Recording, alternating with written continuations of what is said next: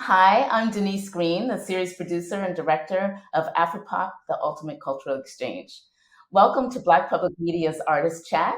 I am thrilled to be in conversation with Bessie-nominated dancer, choreographer, educator, and co-director of Can You Bring It, Bill T. Jones and D-Man in the Water, ROSALYNDE LeBLANC.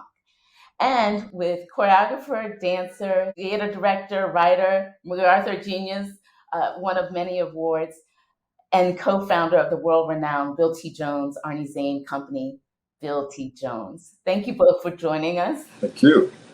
Thank you. Can You Bring It is a fantastic film, especially when you're talking about the power of a work of art.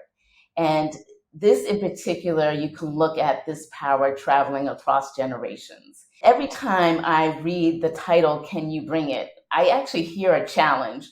And I also hear Bill's explanation at the end of the film about reaching a certain moment, a certain hallelujah moment.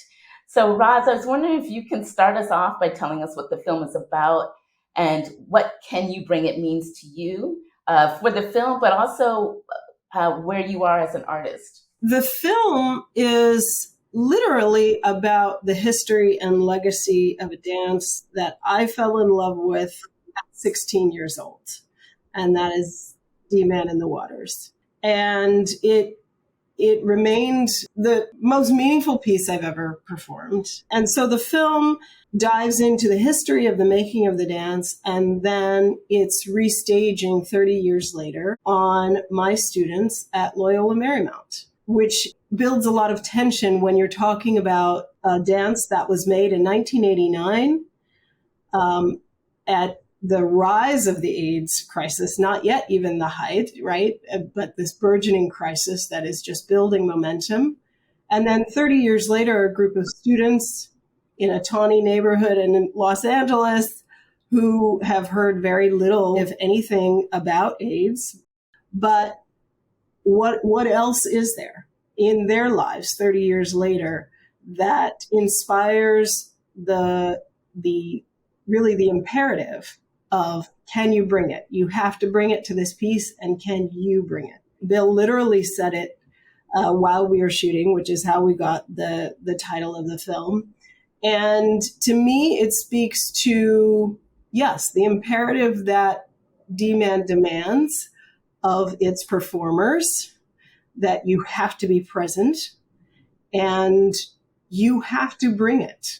I mean, in the real African-American colloquialism of that term, bring it. Roz, it's always so touching to be confronted yet again with the reality of time passing and a work of art maybe being a sort of clock, or is it a metronome? Not sure.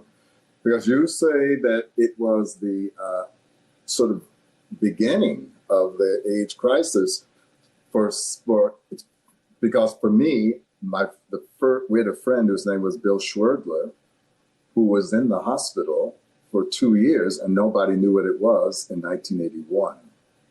And by 1989, lots of people were gone. Arnie Zane was gone. Damien was gone. So life, for those persons who are listening to this, who understand grieving for a loved one, the world gets divided in time before that loved one died and the time afterwards.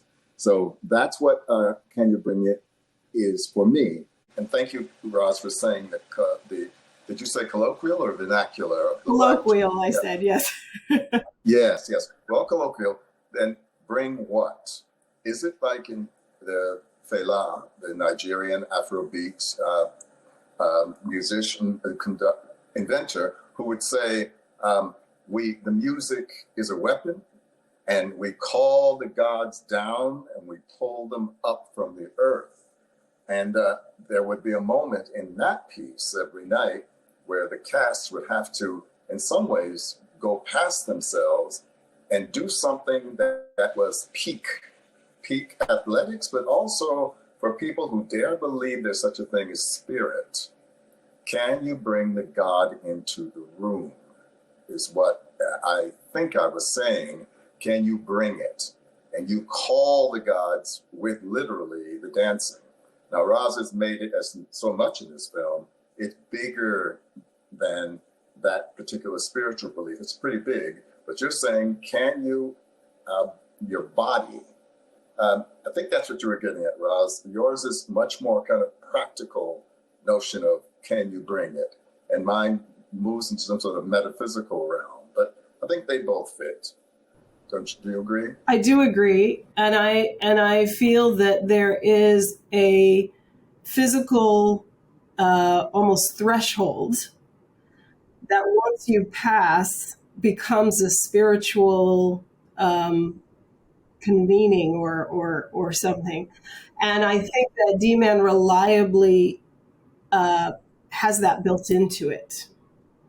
And so by getting to the physical place, by bringing yourself to the physical place to do 38 minutes of choreography, such as D-Man, that there is a point at which you kind of cross over into an egolessness that really feels like a spiritual reckoning. Mm-hmm. You know, when I was working with the great soprano Jessie Norman, I would say to her, we were talking about audiences, and I said, yeah, audiences like a sweaty epiphany. And that notion was actually, for me, coming directly out of the experience of getting to the fourth movement of D-Man, when everybody knew what was at stake. And that epiphany, the audience, that, never mind the man tossed at the end, but the audience in one voice, when the piece was good, in one voice would go, yeah! In other words, that is the sweaty epiphany. It is a trap. D-Man could have become, for my company, Revelations. Mm-hmm. It was such a popular piece. It still carries, as Roz has demonstrated in the film, it still carries a wallop, but we felt that we were being trapped by it. I've often said, and please, Mr. Ailey was a friend, he was on the board. I said, I wish I had made Revelations. But then again, I'm glad I did not allow D-Man to become Revelations for my generation. Oh, it is a piece, it's an AIDS piece. It's a piece about social struggle, and therefore people can go out and, well, they can embrace it for reasons that are important, but the piece doesn't stop there.